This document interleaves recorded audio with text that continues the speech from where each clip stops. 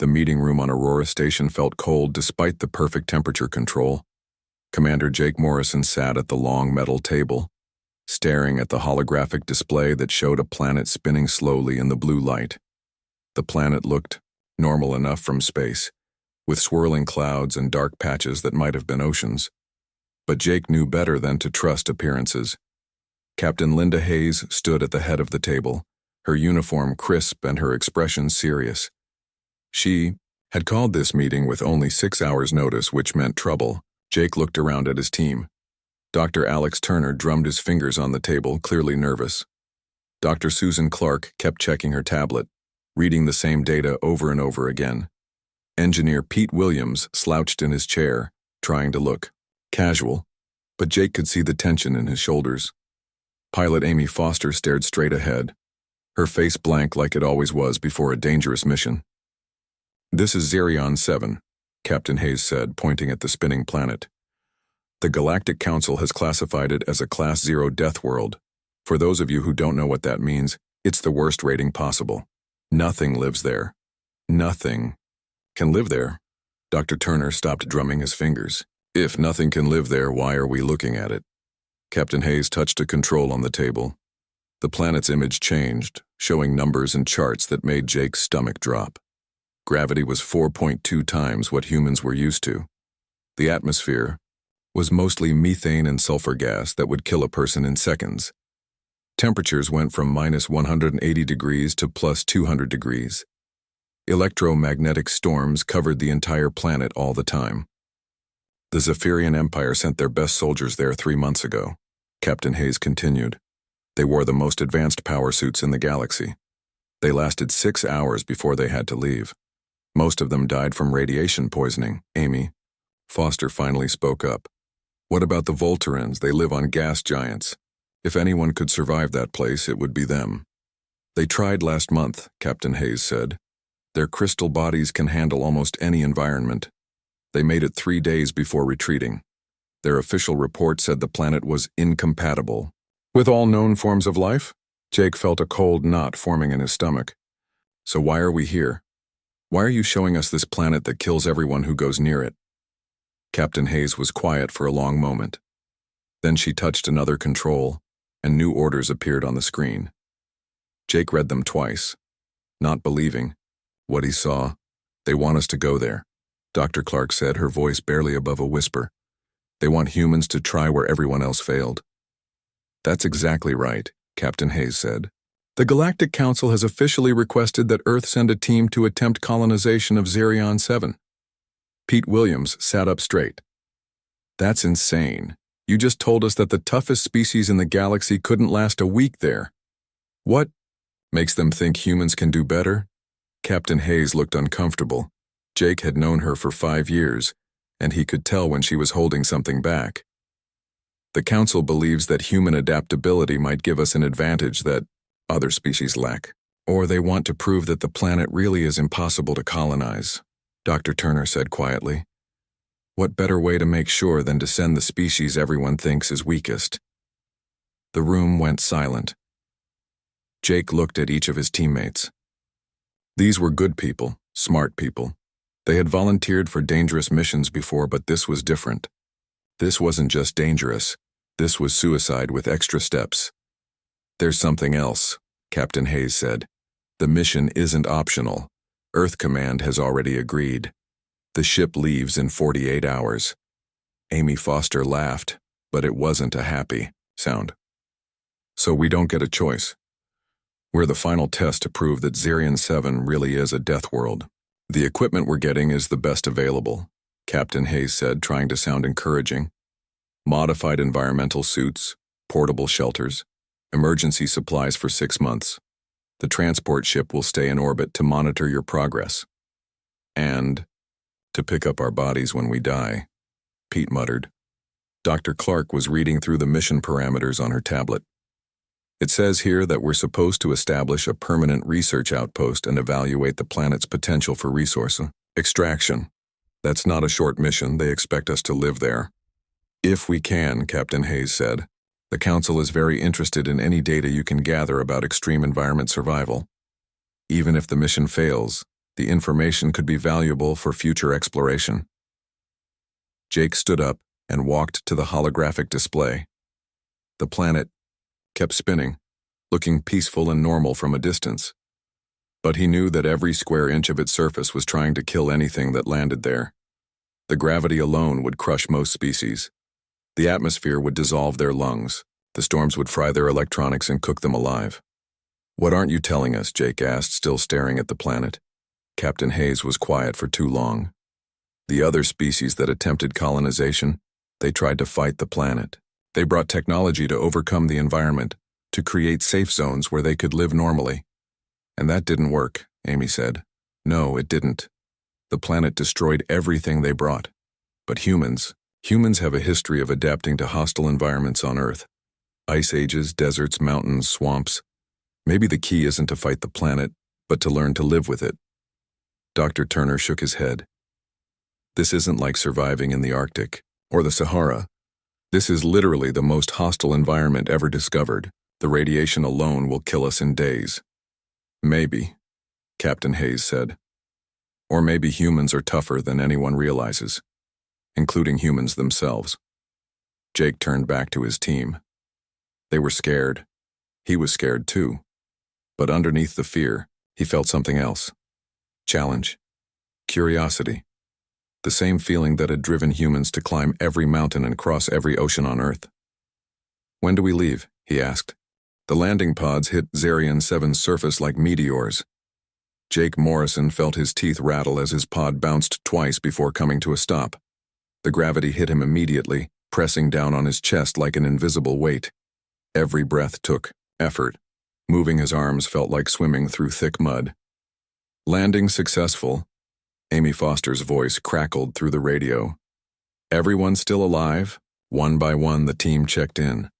Dr. Alex Turner sounded sick. Dr. Susan Clark was breathing hard.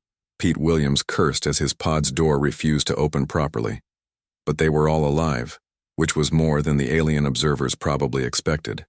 Jake forced himself to stand up inside his environmental suit. The suit's heads-up display showed red warnings everywhere.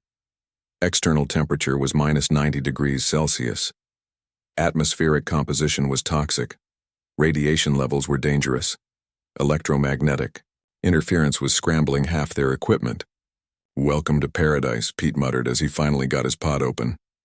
Through the reinforced faceplate of his helmet, Jake got his first real look at Zarian 7. The landscape looked like something from a nightmare. Black rocks jutted up from orange sand. In the distance, purple lightning flickered inside massive storm clouds. The sky was a sickly yellow color, and two small moons hung overhead like dead eyes. Dr. Clark stumbled as she climbed out of her pod. The heavy gravity made every movement awkward and tiring. "The electromagnetic storms are interfering with our equipment already. We're losing satellite communication." Amy was checking her navigation instruments. "Great. We can't call for help, and I can't figure out where we are. The magnetic field here is completely insane." Jake looked at their landing site. The mission planners had chosen a flat area between two ridges, hoping it would provide some shelter. Instead, it felt like being at the bottom of a funnel, with wind howling down from both sides. Sand and small rocks pelted their suits constantly. "First priority is shelter," Jake said into his radio. "We need to get the emergency habitat set up before the next storm hits." Dr. Turner was holding a device that beeped frantically. "According to this, the next electromagnetic storm will reach us in about 4 hours. It's going to be a big one." Working in the heavy gravity was exhausting. What should have taken 30 minutes took 2 hours. The prefabricated shelter kept trying to blow away in the wind. The electromagnetic interference made their power tools work intermittently. Pete had to rewire the habitat's control system 3 times before it would function properly. By the time they got the shelter working, everyone was breathing hard and sweating inside their suits. Jake felt like he had run a marathon. His back ached from fighting the gravity.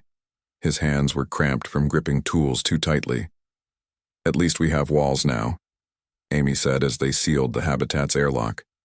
The shelter was small and cramped, but it felt like luxury after being outside. They could remove their helmets and breathe filtered air. The gravity was still crushing, but at least they were warm and protected from the wind. Dr. Clark set up her weather monitoring equipment while Pete worked on fixing their damaged electronics. Dr. Turner collected soil samples through the habitat's sample port. Amy tried to make sense of their navigation readings. "This is strange," Dr. Clark said, staring at her instruments.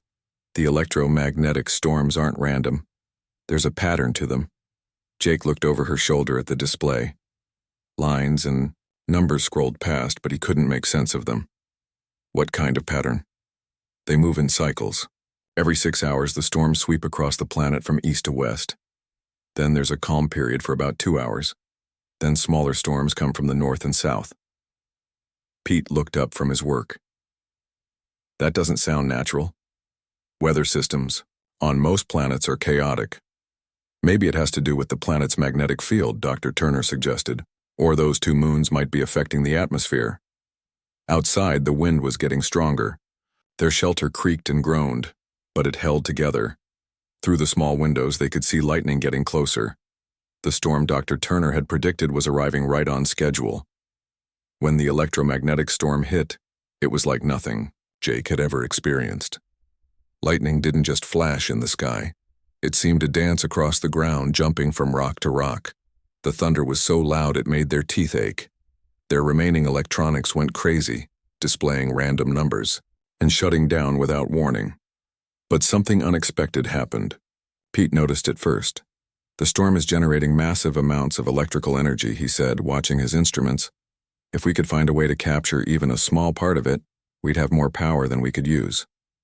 Dr. Clark was taking detailed measurements of the storm's behavior. "The patterns are becoming clearer. I think I can predict when and where the lightning will strike." Jake felt a spark of hope.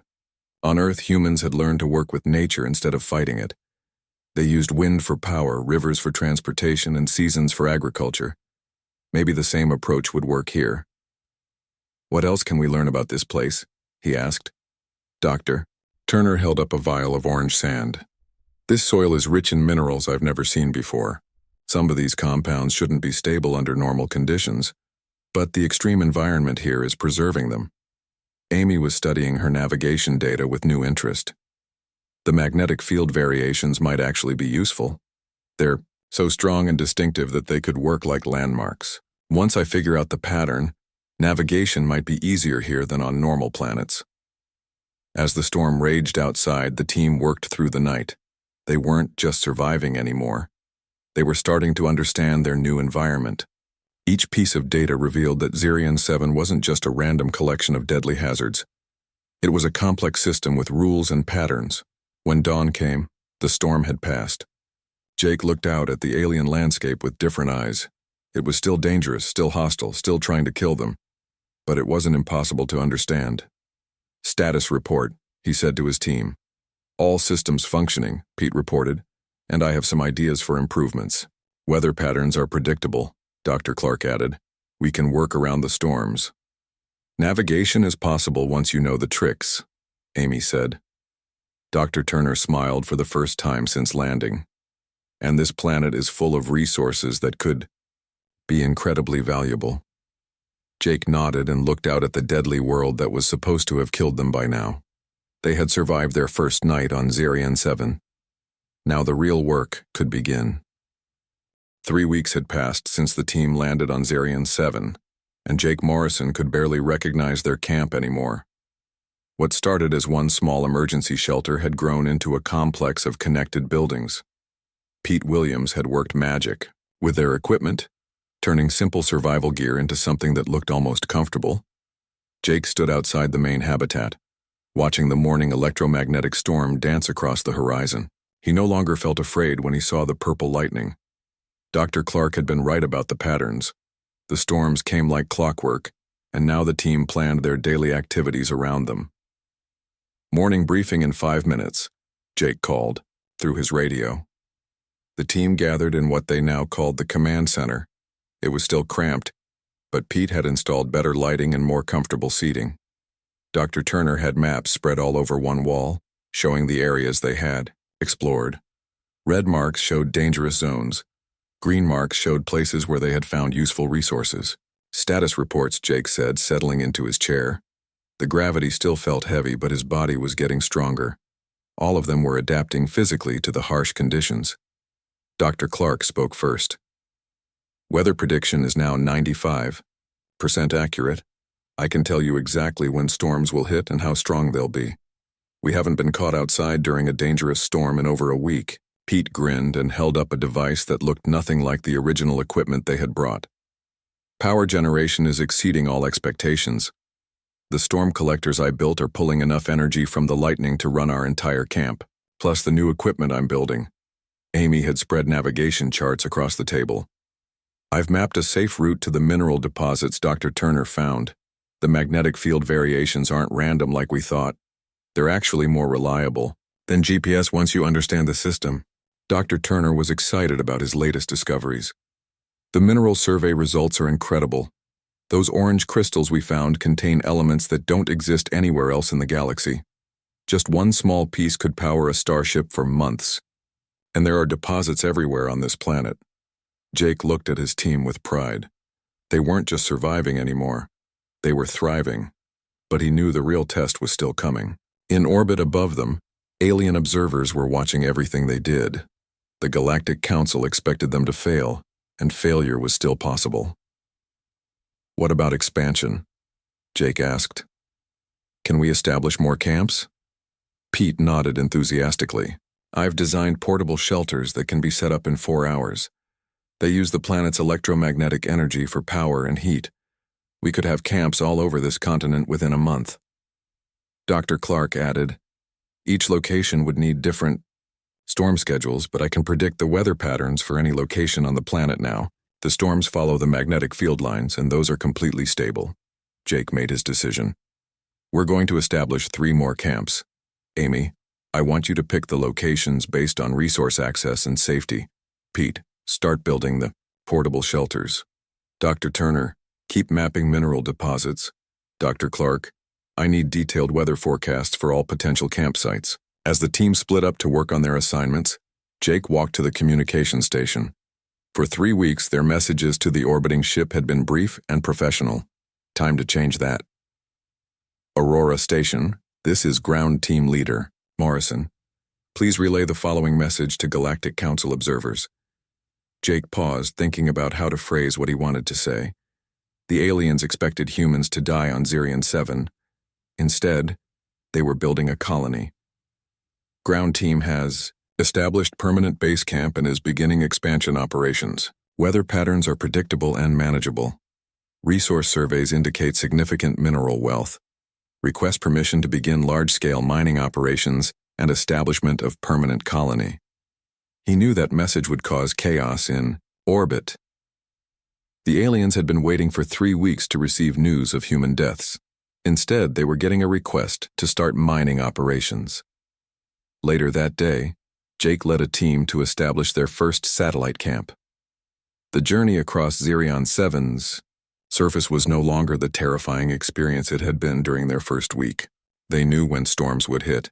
They knew which areas were safe to cross. They knew how to read the planet's moods. Dr. Turner had been right about the mineral wealth. Everywhere they went, the ground was full of valuable crystals and rare metals. The harsh conditions that killed other species had created geological processes that concentrated precious materials. This deposit alone could supply the entire galaxy with quantum crystals for decades, Dr. Turner said, running his scanner over a rock formation. Pete was already planning how to build mining equipment that could function in the extreme conditions. The electromagnetic storms won't interfere with the right kind of machinery. In fact, we can use the storms to power the mining operations. Amy had found the perfect location for their second camp. It was protected from the worst storms by natural rock formations, but close enough to major mineral deposits to make mining practical. As they worked to set up the new camp, Jake received a message from orbit that made him smile.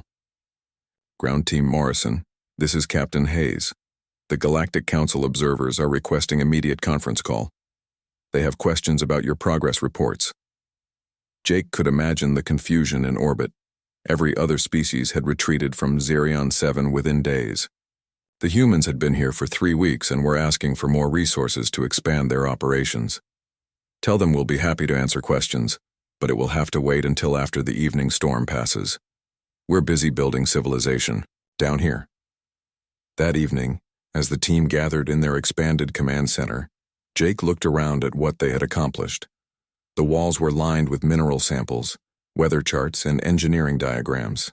Pete's modified equipment hummed quietly in the background, powered by the same electromagnetic storms that were supposed to kill them. Dr. Clark's weather station showed 3 approaching storm systems, but none of them were dangerous.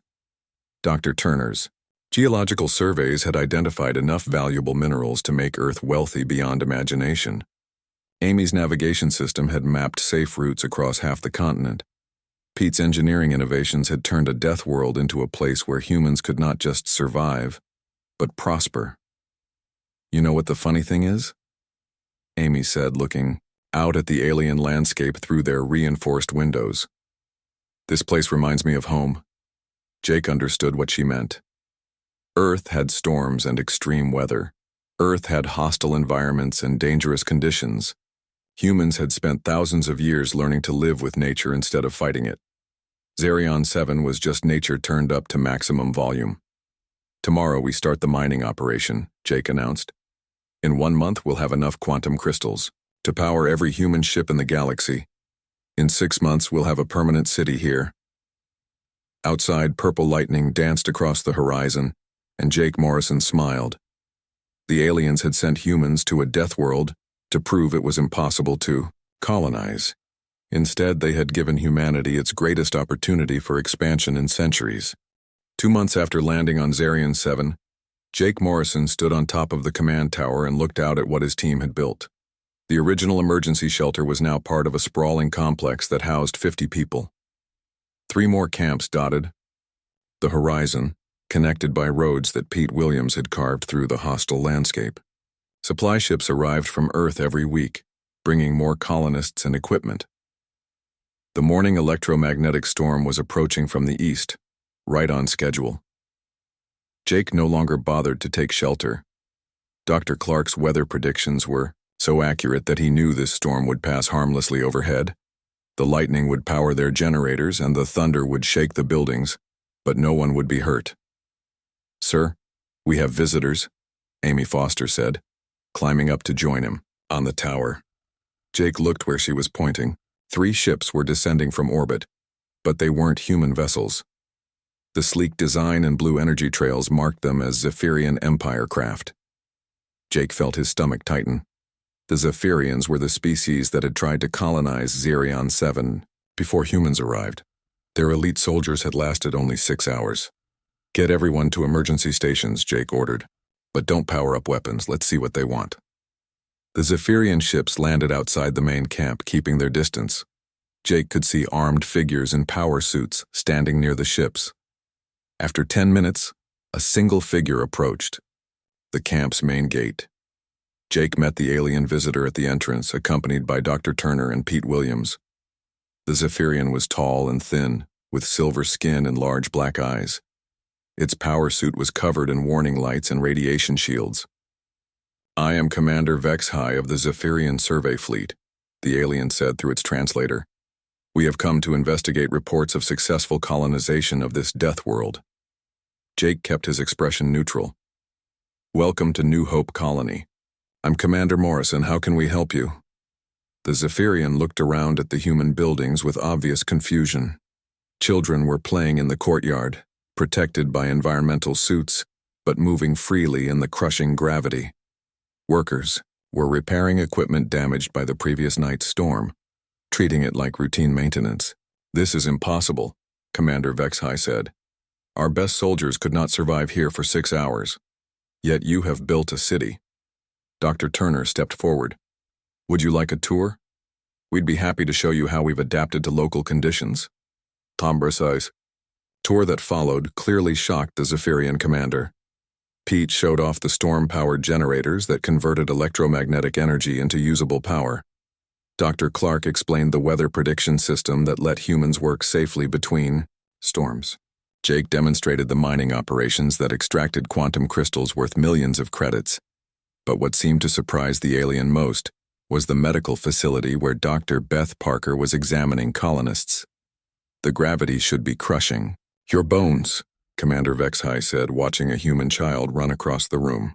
"The radiation should have killed you within days." Dr. Parker smiled and showed the alien her medical data. "Human physiology is more adaptable than most species realize. The high gravity is actually making our colonists stronger.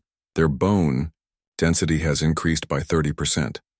The radiation levels, while dangerous short-term, seem to trigger beneficial cellular changes when exposure is controlled."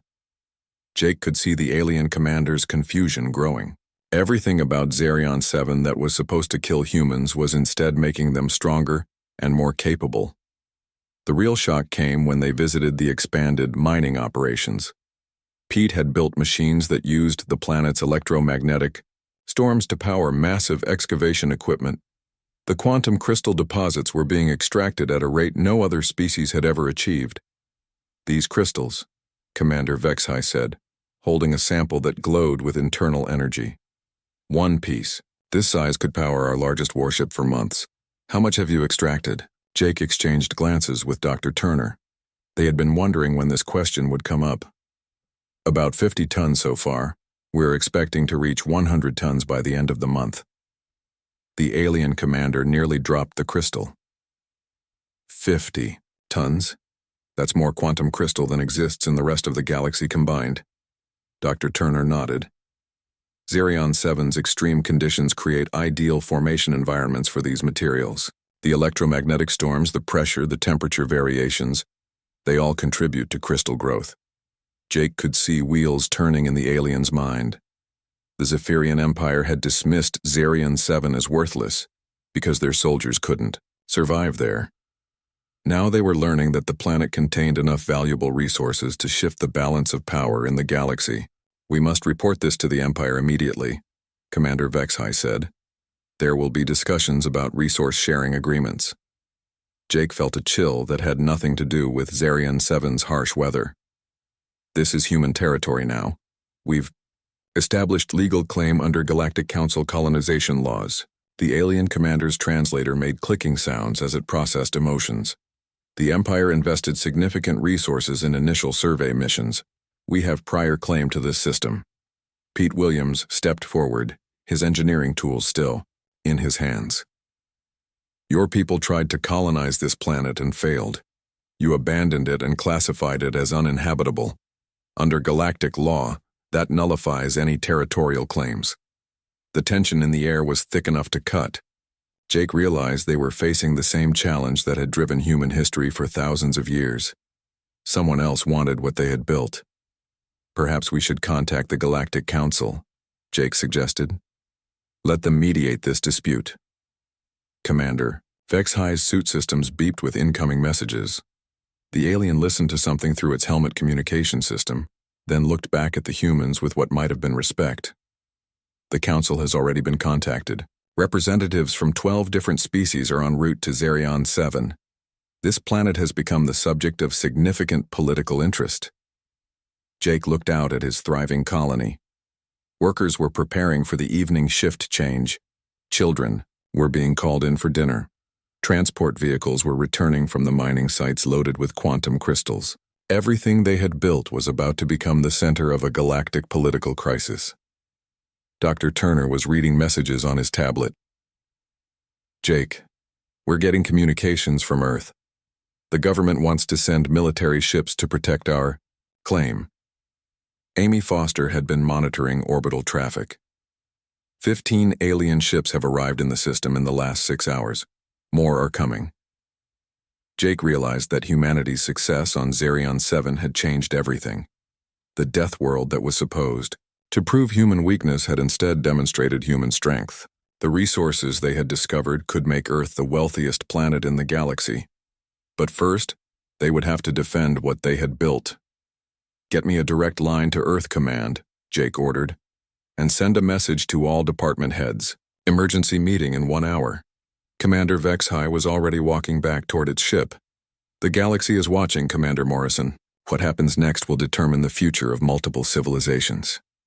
As the Zephyrian ships lifted off, Jake looked up at the alien vessels gathering in orbit. Humanity had conquered the impossible planet. Now they would have to prove they deserved to keep it.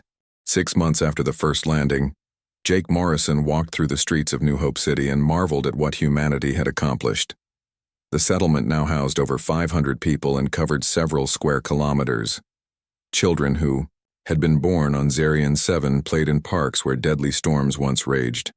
The electromagnetic lightning that had nearly killed the first colonists now powered streetlights and automated systems. Captain Linda Hayes had arrived from Earth the previous week with news that changed everything. Jake found her in the new command center, a building that rivaled anything on Earth for sophistication. Through the reinforced windows, they could see dozens of alien ships in orbit around the planet. "The Galactic Council meeting is tomorrow," Captain Hayes said, looking tired from months of political negotiations. "Representatives from 43 species will decide the future of Zarian 7. Jake sat down across from her. The chair was designed for Zarian 7's heavy gravity, which no longer bothered him. His body had adapted completely to the harsh conditions. All the colonists had grown stronger and healthier than when they arrived. "What's the Council's position?" Jake asked. Captain Hayes smiled, but it wasn't entirely happy. "That's the interesting part. The Council didn't expect humans to fail here, they expected us to succeed." Jake stared at her. "What do you mean?" "The whole mission was a test, Jake. Every other species in the galaxy has reached the limits of their expansion capabilities. They can only colonize planets similar to their homeworlds. But Earth Command suspected humans might be different. We're the only species that evolved on a planet with extreme weather variations and hostile environments." Dr. Turner entered the room carrying a tablet full of survey data. "The latest mineral surveys are complete. Zarian 7 contains enough rare elements to supply galactic civilization for thousands of years. But that's not the most important discovery." He activated a holographic display showing a cross-section of the planet. Deep underground, ancient structures were visible in the scan data. "We found ruins," Dr. Turner continued. "Cities built by a species that lived here millions of years ago. They adapted to Zarian 7 just like we did. The electromagnetic storms, the extreme gravity, the toxic atmosphere, none of it stopped them from building a civilization." Jake studied the underground images. Massive buildings stretched for kilometers beneath the surface. "What happened to them?" "They didn't die out," Dr. Turner said. "They evolved. The extreme conditions changed them over millions of years. Dr. Parker found traces of their DNA in the microbial life we discovered. They became part of the planet's ecosystem." Captain Hayes leaned forward.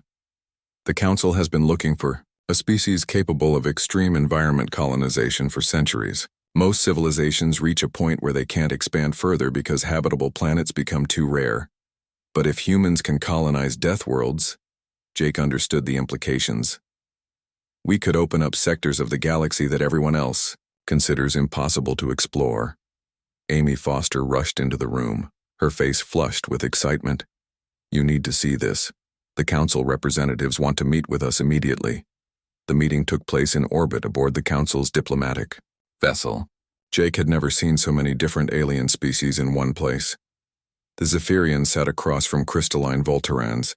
Gas-breathing methoids floated in special containment fields. Representatives from species he couldn't even identify filled the circular chamber. The Council speaker was an ancient being whose species had founded galactic civilization thousands of years ago. It looked like a tree made of silver metal, with hundreds of glowing nodes that served as eyes.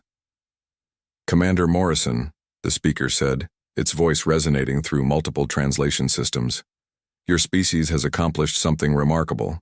You have not only survived on a Class 0 Deathworld, but established a thriving colony." Jake stood in the center of the chamber, feeling the weight of dozens of alien gazes. "We did what humans do. We adapted." "Indeed," the speaker continued. "Which brings us to the purpose of this meeting. The galaxy faces an expansion crisis. Habitable worlds are becoming scarce. Civilizations are stagnating because they cannot colonize hostile environments. But humanity has demonstrated capabilities that could change everything. Commander Vex High of the Zephyrian Empire spoke up. We request shared access to Zarian 7's resources. The quantum crystals could benefit all species. The Volteran representative made crystal chiming sounds that translated as agreement. The mineral wealth should not belong to one species alone. Jake looked around the chamber at all the expectant faces. These were the same species that had written off Zarian 7 as worthless. Now they wanted to share in humanity's success. Zarian 7 belongs to humanity by right of successful colonization, Jake said firmly, but we're willing to discuss trade agreements and resource sharing under human administration. The chamber erupted in alien voices, some angry, some negotiating, some curious. The council speaker raised several of its metallic branches for silence. There is another matter, the speaker announced. The council offers humanity a unique position.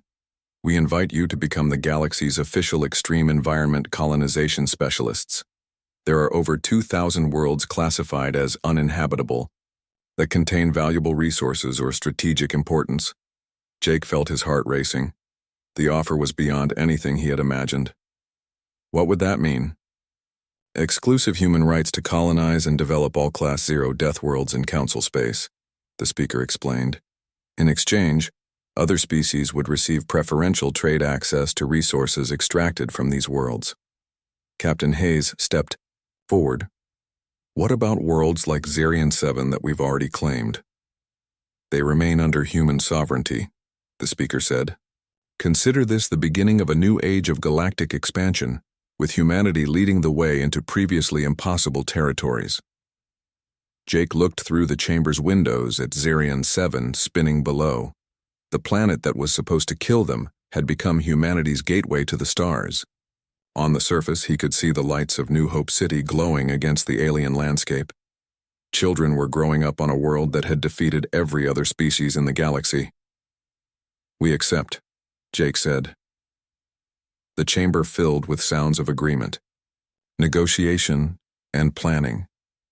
Jake realized that humanity's story was just beginning. They had conquered one impossible world, and now the galaxy was offering them thousands more. Later, as he stood on the observation deck watching supply ships ferry resources between Zarian 7 and the Council fleet, Amy Foster joined him. Can you believe it? She asked. 6 months ago, we thought we were being sent here to die. Jake smiled, watching lightning dance across Zarian 7's surface. The storms that had nearly killed them now looked beautiful, like a light show celebrating humanity's achievement. We weren't sent here to die, he said. We were sent here to prove that humans can survive anywhere in the universe. Mission accomplished. Below them, New Hope City glowed with the light of human civilization thriving on an impossible world. Tomorrow, other ships would leave for other death worlds, carrying the knowledge and experience gained on Zarian 7. The galaxy's most hostile environments were about to become humanity's greatest opportunity. The death world had become a birth world for humanity's galactic future.